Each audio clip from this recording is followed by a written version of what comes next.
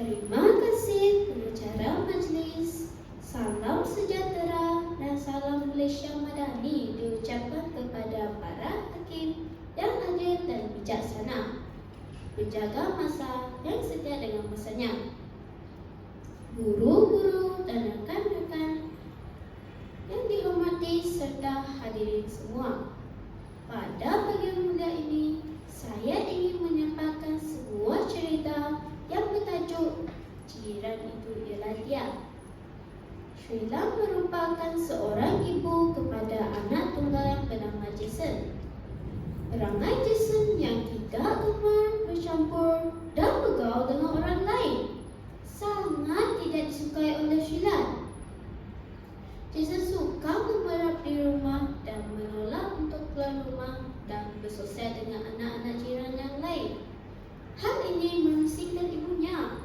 Manakala tidak, Jason sanggup memerap di rumah sehari suntuk daripada keluar rumah bertegur sapa dengan anak jiran di kawasan persekitaran itu. Jason, mengapa kamu asyik terperap di rumah sahaja? Ibu risaulah dengan keadaan kamu ini, tanya Sheila. Pertanyaan ibunya pada suatu pagi itu tidak dijawab oleh Jason. Dia hanya mendiam diri tanpa sebarang kata.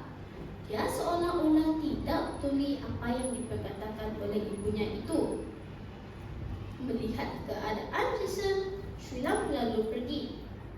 Dia tahu bahawa Jason tetap enggan bercampur dengan anak jirannya yang berbangsa Melayu, walaupun pelbagai nasihat telah diberikan kepadanya. Nasihat yang diberikan bagai mencurah air ke daun keladi. Masuk telinga kanan, keluar telinga kiri. Keesokan harinya, Sheila cuba memujuk Jason untuk bersosial dengan jiran mereka. Dia menyuruh Jason agar tidak bersikap seperti katak di bawah tempurung.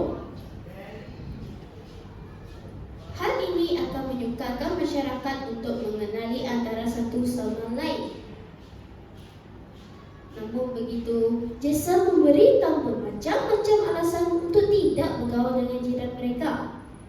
Dia mengatakan bahawa jiran-jiran mereka hanya suka menjaga tepikan orang lain.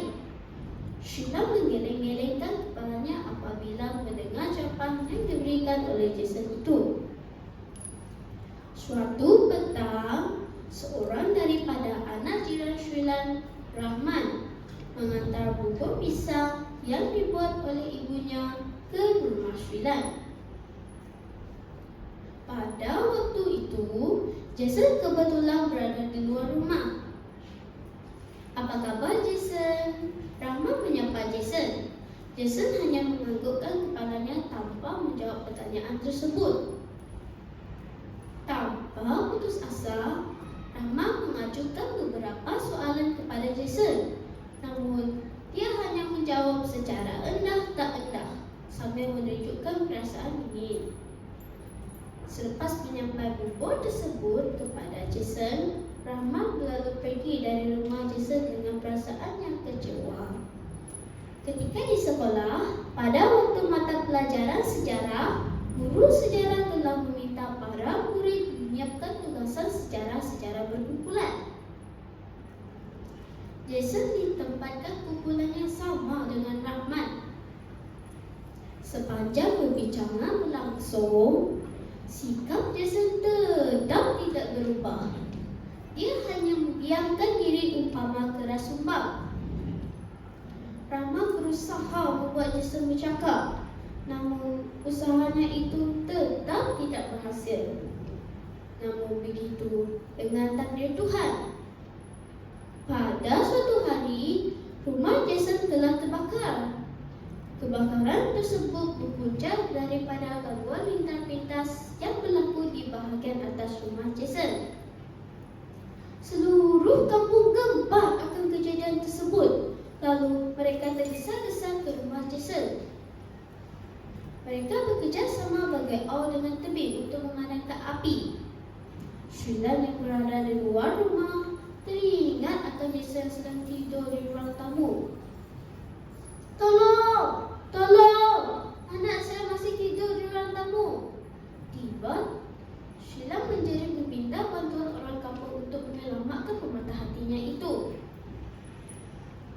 Apabila mendengar cerita tersebut, Rahman segera melurut ke rumah Jason untuk menyelamatkannya. Dia langsung tidak peduli akan apa yang sedang menjulang di dalam rumah tersebut. Akhirnya Jason dapat diselamatkan, walaupun terdapat sedikit kecederaan ringan di bahagian kakinya. Dia terus dikejarkan ke hospital. Di hospital, Jason terbaring lesu. Dia merenung wajah ibunya yang berada di sisi katanya itu. Jason, syukurlah awak selamat, bisik ibunya dengan suara yang perlahan. Sejurus kemudian, pintu kamar pesakit dibuka dengan perlahan. Kelihatan Pak Ahmad, Mak Jah dan Rahman melangkah perlahan menuju ke katil Jason. Shrilan tersenyum dan menjemput mereka duduk. Rahman, saya minta maaf. Saya menyesal. Sekarang baru saya mengerti erti jiran dan persahabatan. Tiba-tiba, Jason bersuara sambil menghulurkan tangannya kepada Rahman. Rahman menyebutnya. Shrilan memandang wajah Pak Ahmad dan Mak Jah. Shrilan tersenyum luas. Ingatlah kawan-kawan, pengajaran daripada cerita ini ialah kita haruslah bersikap sopan santun, jangan bersikap sombong dan angkuh. Bak kata pepatah Melayu, selendah hantuk baru tengadah.